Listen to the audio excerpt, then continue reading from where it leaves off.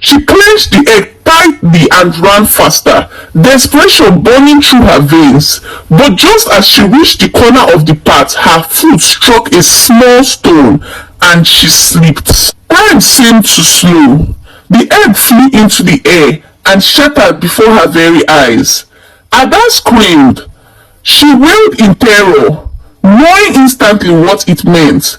That was her doom. At the sound of her cry, the prince and Chika turned around in shock.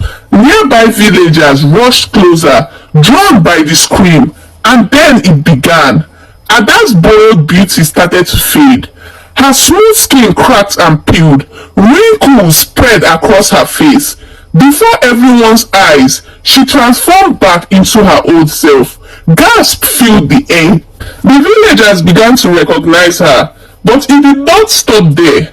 Her body continued to change, growing more twisted, more fragile, as fear and regret consumed her. She screamed one final time, and then Ada collapsed.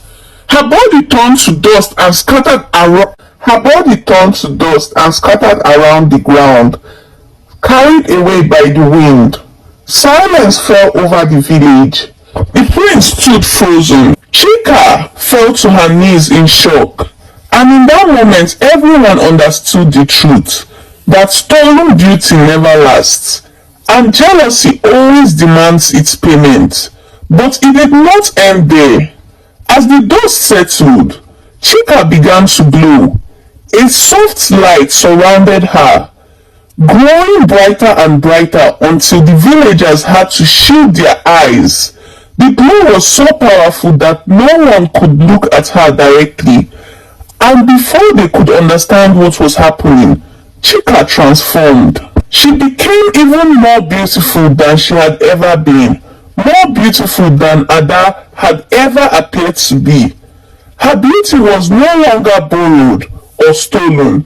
It was pure, radiant, and undeniable. She was now known as the beautiful woman in the village. The prince stood in awe. Chika turned to him and spoke gently. I knew you were different. You were the only one who treated me with kindness. You spoke to me when I had nothing to offer but my heart. That is how I know you are the one meant for me. The prince bowed his head, deeply moved. As the villagers rushed forward, pretending to celebrate her, Chika raised her hand. You mocked me, she said calmly. You laughed at me because of how I looked. She paused, then added, this is why no one should ever mock another because of appearance. You never know who the gods are watching. Silence filled the village, then joy followed. A feast was prepared, greater than any the village had ever known. Fruits and vegetables were gathered, drums were beaten, laughter returned, but this time with understanding. Chika stepped into the open space and danced graceful, radiant and free. And so, the story came to the end. What did you learn from this story? Let me know in the comment section. If you want to see more interesting stories like this in full, check my YouTube channel, link in the bio.